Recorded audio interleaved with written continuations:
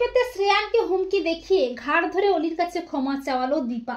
হ্যাঁ বন্ধুরা, আমরা এমনটাই দেখতে পাবো অনুরাগের ছোঁয়া ধারাবাহিকের আগামী পর্বগুলোতে। অলি পুলিশকে সবটা জানায় সেদিন ঠিক কি ঘটেছিল, এমনকি এটাও জানায় যে আসল অপরাধী আর কেউ নয়, শ্রেয়ান।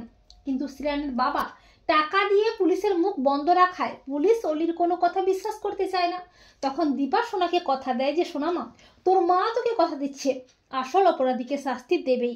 এরপর দীপা যায় শ্রেয়ানকে হাতে নাতে ধরতে, আর সেই সুযোগে অলির কেবিনে যখন কেউ থাকে না তখন মিসকা নার্স সেজে অলির কাছে গিয়ে অলির ব্রেন ওয়াশ করতে থাকে।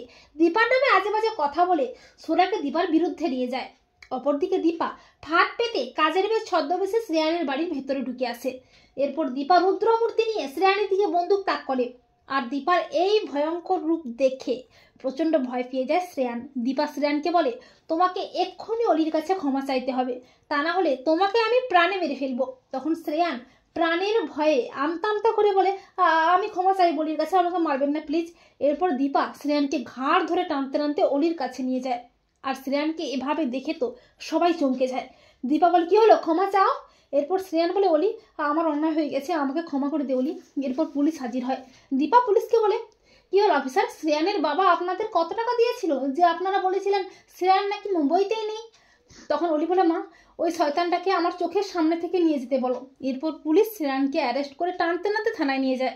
দীপা বলে, অফিসার এরপর থেকে আশা করি কোনো অপরাধীকে আড়াল করার চেষ্টা করবেন না। তো বন্ধুরা, তোমরা এটাই চাও তো যে দীপা যেন নিজের মুখে সব অন্যায় স্বীকার করিয়ে শ্রেয়ানকে পুলিশের হাতে তুলে দেয়?